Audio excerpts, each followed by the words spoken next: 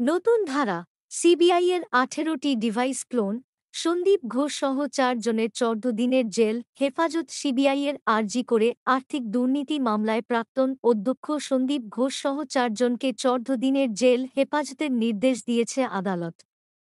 মঙ্গলবার আলিপুরের সিবিআইয়ের বিশেষ আদালতে শুনানির পর বিচারক সুজিত কুমার ঝা এই সিদ্ধান্ত দেন। আগামী ৭ অক্টোবর পর্যন্ত অভিযুক্তরা জেলেই থাকবেন।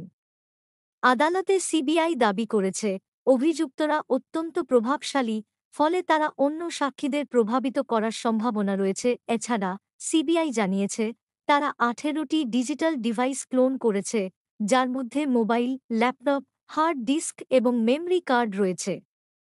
এই ডিভাইসগুলিতে থাকা নথি খতিয়ে দেখার মাধ্যমে তদন্তে সহায়ক গুরুত্বপূর্ণ তথ্য পাওয়া যেতে পারে বলে কেন্দ্রীয় তদন্তকারী সংস্থার পক্ষ থেকে উল্লেখ করা হয়েছে।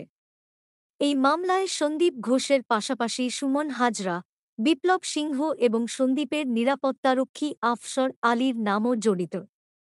প্রসঙ্গত, গত ১৯ অগাস্ট আরজি করে আর্থিক দুর্নীতির অভিযোগে সন্দীপসহ ৩ জনকে গ্রেপ্তার করা হয়। অভিযোগ রয়েছে, সন্দীপ ধৃত ৩ জনকে বেআইনিভাবে হাসপাতালে নানা সুবিধা পাইয়ে দিয়েছিলেন।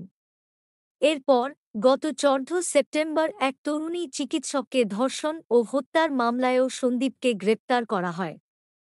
বর্তমানে তার জামিনের আবেদন করা হয়েছে, যা আগামী ৩০ সেপ্টেম্বর শুনানি হবে।